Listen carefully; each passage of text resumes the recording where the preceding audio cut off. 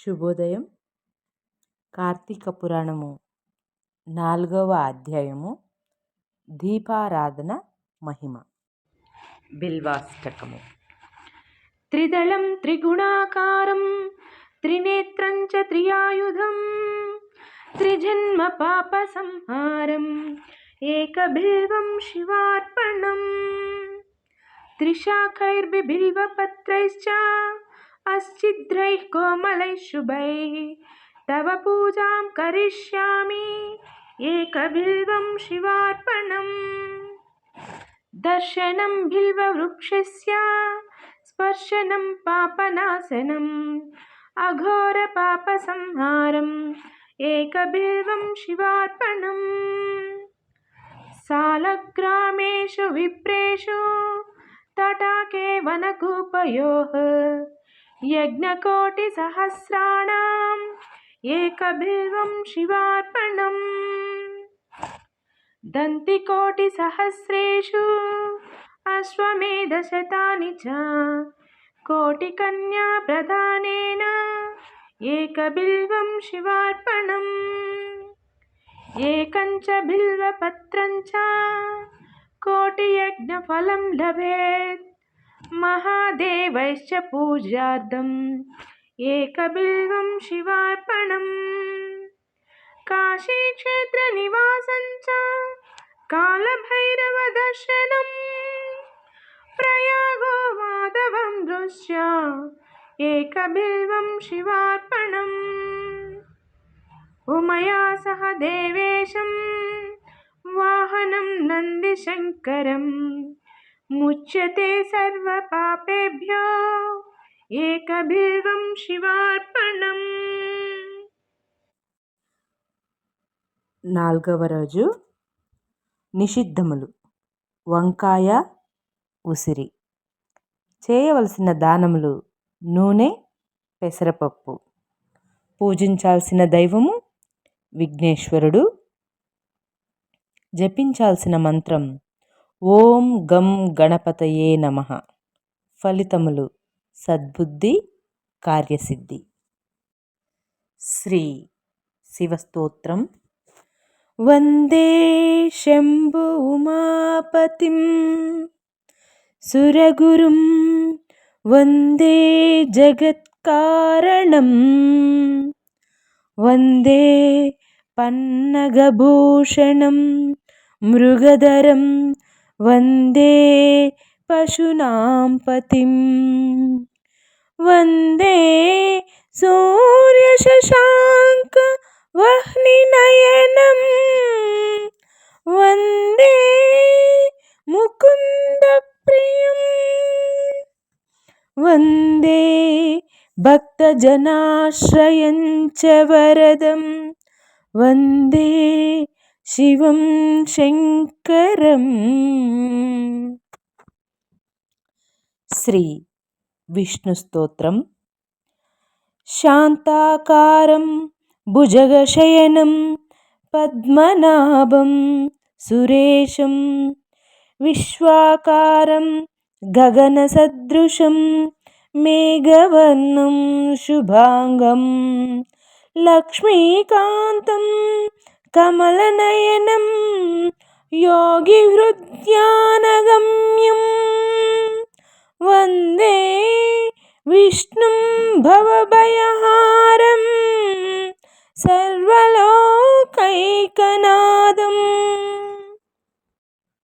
కథాపఠనము.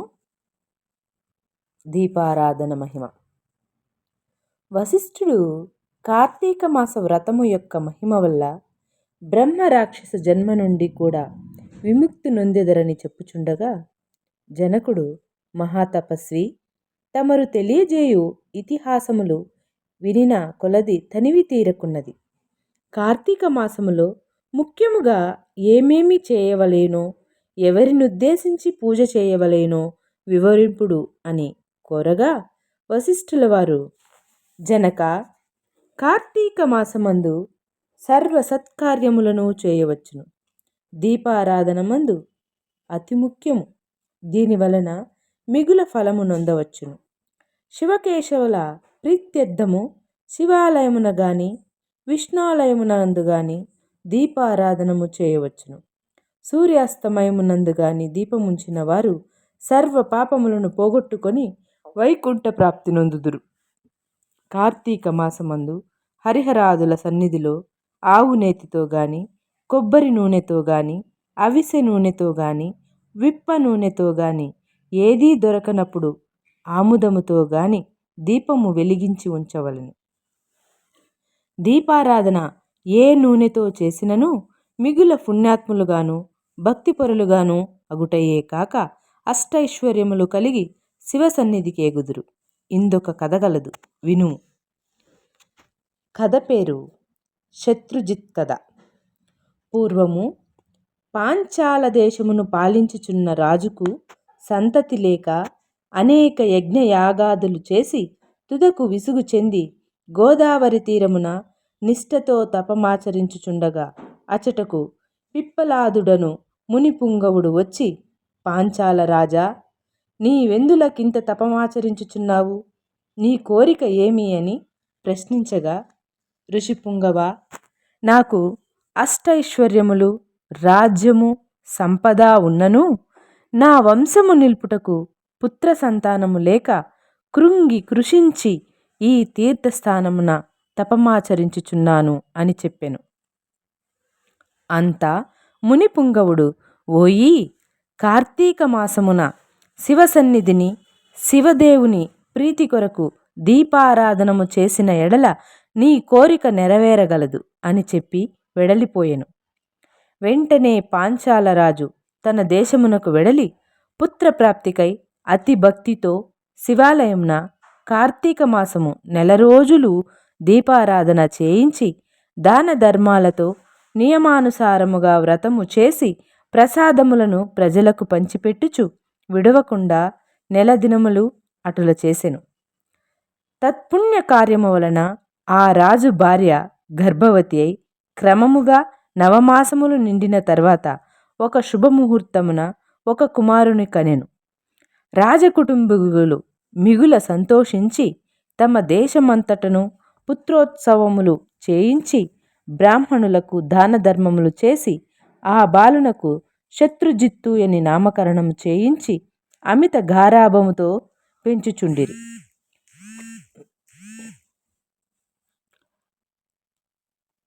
కార్తీక మాస దీపారాధన వలన పుత్ర సంతానము కలిగినందువలన తన దేశమంతటను ప్రతి సంవత్సరము కార్తీక మాస వ్రతములు దీపారాధనలు చేయుడని రాజు శాసించెను. రాకుమారుడు శత్రుజిత్తు దినదిన ప్రవర్ధమానుడగుచు సకల శాస్త్రములు చదివి ధనుర్విద్య, కత్తిసాము మొదలగునవి నేర్చుకొనెను.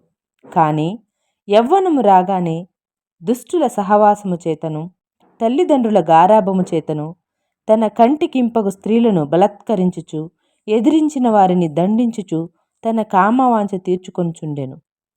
తల్లిదండ్రులు కూడా తమకు లేక లేక కలిగిన కుమారుని ఎడల చూచి చూడనట్లు విని విననట్లు ఉండిరి. శత్రుజిత్తు ఆ రాజ్యములో తన కార్యములకు అడ్డుచెప్పు వారును నరుకుదునని కత్తి పట్టుకొని ప్రజలను భయకంపితులను చేయుచుండెను. అటుల తిరుగుచుండగా ఒక దినమున ఒక బ్రాహ్మణ పడుచును చూచుట తటస్థించెను. ఆమె ఒక ఉత్తమ బ్రాహ్మణుని భార్య, మిగుల రూపవతి. ఆమె అందచందములను వర్ణించుట మన్మధునికైనను శక్యముగాదు. అట్టి స్త్రీ కంటపడగానే రాజకుమారుని మతి మందగించి కొయ్య బొమ్మవలే నిశ్చేష్టుడై కామ వికారముతో ఆమెను సమీపించి తన కామవాంఛ తెలియజేసెను. ఆమె కూడా అతని సౌందర్యానికి ముగ్ధురాలై కులము శీలము సిగ్గు విడిచి అతని చెయ్యి పట్టుకొని తన శయన మందిరానికి తీసుకొని పోయి భోగములను అనుభవించెను. ఇట్లు నొకరికొకరు ప్రేమలో పరవశులగుటచే ప్రతిదినము అర్ధరాత్రి వేళ ఒక అజ్ఞాత స్థలంలో కలుసుకొనుచు తమ కామవాంఛ తీర్చుకొనుచుండిరి. ఇటుల కొంతకాలం జరిగెను.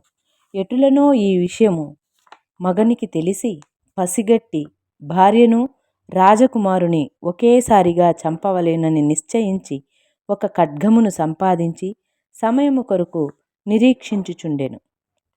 ఇట్లుండగా కార్తీక శుద్ధ పౌర్ణమి రోజున ఆ ప్రేమికులిరువురును శివాలయమున కలుసుకొనవలనని నిర్ణయించుకొని ఎవరికి వారు రహస్య మార్గమున బయలుదేరిరి. ఈ సంగతి ఎటులనో పసిగట్టిన బ్రాహ్మణుడు అంతకు ముందుదే కత్తితో సహా బయలుదేరి గర్భగుడిలో దాగియుండెను. ఆ కాముకులిద్దరును గుడిలో కలుసుకొని గాఢాలింగన ఎనర్చుకొని సమయంన చీకటిగా ఉన్నది, దీపముండినా బాగుండును కదయని రాకుమారుడనగా ఆమె తన పైట చెంగును చించి అక్కడున్న ఆముదపు ప్రమిదలో ముంచి దీపము వెలిగించెను. తర్వాత వారిరువురును మహానందముతో రతీక్రీడలు సలుపుటకు విద్యుక్తులగుచుండగా అదే ఎదునుగా ఆమె భర్త తన మొలనున్న కత్తి తీసి ఒక్క వేటుతో తన భార్యను ఆ రాజకుమారుని ఖండించి తాను కూడా పడుచుకొని మరణించెను. వారి పుణ్యం కొలది ఆ రోజు కార్తీక శుద్ధ పౌర్ణమి సోమవారం అగుట వలనను ఆ రోజు ముగ్గురును చనిపోవుట వలనను శివదూతలు ప్రేమికులిరువురిని తీసుకొని పోవుటకును యమదూతలు బ్రాహ్మణుని తీసుకొని పోవుటకు అక్కడకు వచ్చిరి. అంతా యమదూతలను చూచి బ్రాహ్మణుడు, ఓ దూతలారా, నన్ను తీసుకొని వెళ్ళుటకు మీరేలా వచ్చినారు? కామాంధకారముతో కన్ను మిన్ను తెలియక పశుప్రాయముగా వ్యవహరించిన ఆ వ్యభిచారుల కొరకు శివదూతలను విమానములో వచ్చుటేలా చిత్రముగానున్నదే అని ప్రశ్నించెను.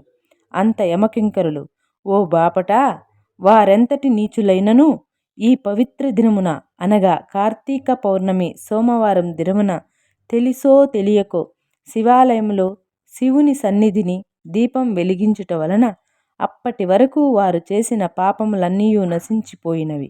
కావున వారిని కైలాసమునకు తీసుకొని పోవుటకు శివదూతలు వచ్చినారు అని చెప్పగా ఈ సంభాషణమంతయు వినుచున్న రాజకుమారుడు, అలా ఎన్నటికీ జరగనివ్వను. తప్పొప్పులు ఎలాగున్నప్పటికీ మేము ముగ్గురమును ఒకే సమయములో ఒకే స్థలములో మరణించితిమి కనుక ఆ ఫలము మా అందరికీ వర్తించవలసినదే అని తాము చేసిన దీపారాధన ఫలములో కొంత ఆ బ్రాహ్మణునకు దానము చేసెను. వెంటనే అతనిని కూడా పుష్పక విమానం ఎక్కించి శివ సాన్నిధ్యమునకు చేర్చిరి.